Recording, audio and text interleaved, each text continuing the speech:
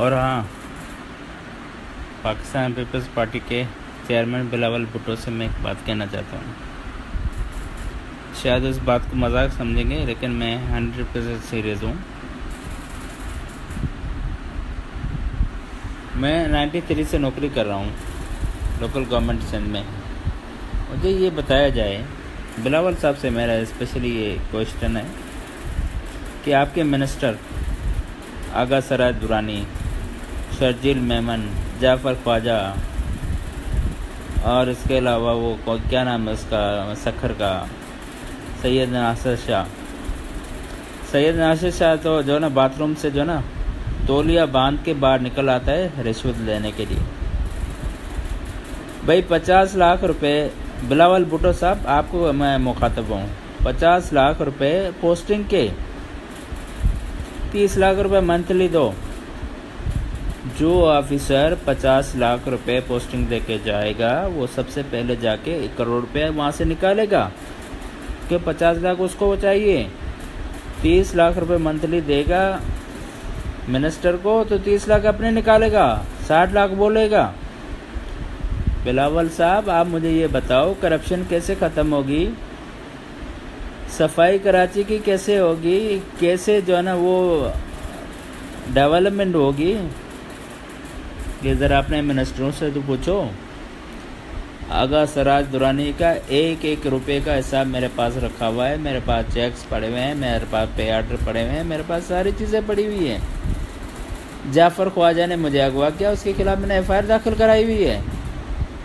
शर्जील मेमन का जो था पैसे लेने वाला, वो जाफ़र ख्वाजा था, वही लेता था शर्जील मेमन का। जिसको आप सोने के ताज पहना रहे हो, उसके खिलाफ दुबई में केस दाखिल है लड़कियां सप्लाई करने का। बिलावल साहब आपको कह रहा हूं,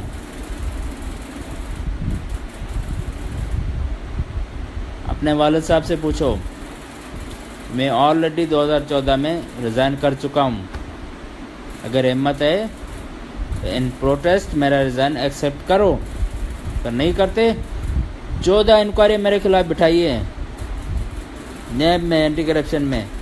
अल्लाह का शुक्र है, अल्हम्दुलिल्लाह सब ने मुझे क्लियर किया है। अगर बिलावल साहब आप जो है ना सच्चे पाकिस्तानी हैं, सच्चे पीपल्स पार्टी के बंदे हैं, हम जोकियो कम्युनिटी से ताल्लुक़ रखते हैं और हम लोग यहाँ जो है ना 1200-1300 ईस्वी से कराची में आबाद हैं।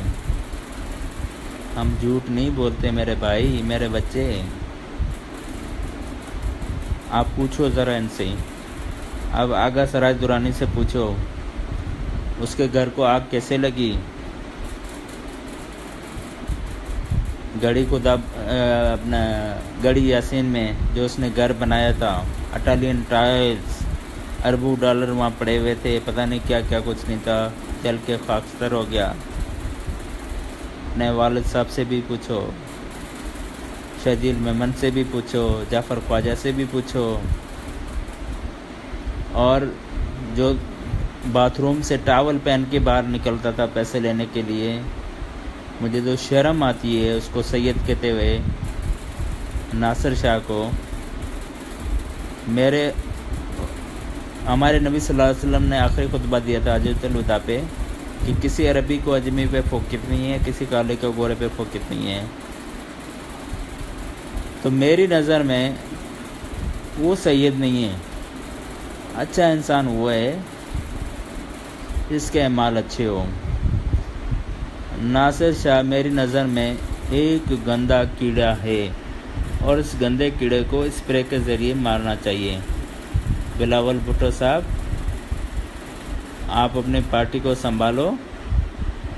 राजा रज़ाक, मैं जानता हूँ उसको, राजा रज़ाक को आप नहीं जानते। बिलावल साहब मेरे साथ पान की थैलियाँ लेके हाजी तेरू जो कि होटल पे पान की थैलियाँ बेचता था।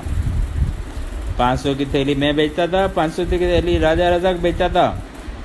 आज राजा रज़ाक अरबोपति है। कहाँ से पैसा आया? उसके बाप की कमाई थी क्या? पूरा मलिर बेच दिया, बैरिया टाउन बन गया, पता नहीं क्या क्या बन गया, DHA बन गया, तेसा टाउन बन गया। बिलावल साहब, मेरा खुदा गवाह है, हाँ, आज के बाद आपको एक सीट भी नहीं मिलनी है। साजिद जोकी तो गया, जाम साहब गया, किम बलोच भी गया।